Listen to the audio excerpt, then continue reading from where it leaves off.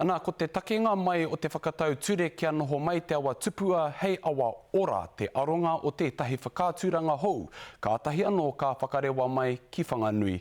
I haere atu a Regan Paranihi ki te whaere pupuri taonga, anei tana pūrongo. He awa tupua he awa ora. He awa i tō mai te kāhui maunga ki Tangaroa. Tatu atu ki te paepae poto o tēnei whare taonga. Kua puta e nā taonga ki te whai au ki te ao marama.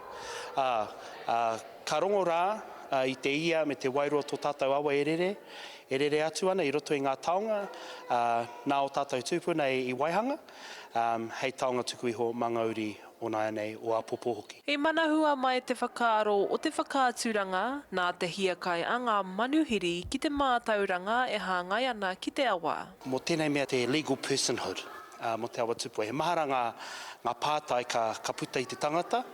I puta te whakaaro te puni tiaki taonga o Whanganui kia whakatū i tēnei tūtanga. I te taurua mano ngā huruma whetū, whai tuākiritanga tēnei awa tupua o Whanganui, me te aha koe nei te awa tuatahi kia whai mana nui tērā anō te nui.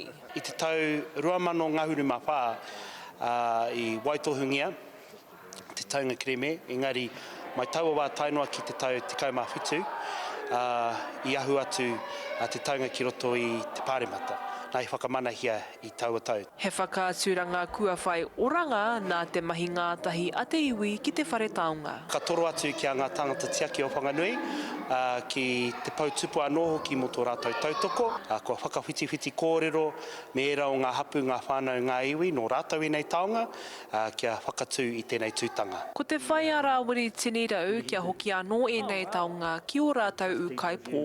Kia tāpiri anō hoki o rātou taonga kei tēnā marae, kei tēnā kāinga, huri noa i te awa tupua. Ka tū te whakāturanga nei mo te kotahi tau. Ka mutu ka herea i e tehi o ngā taonga ki ngā tōpito katoa o te awa tupua. Regan Paranihi, Te Karere.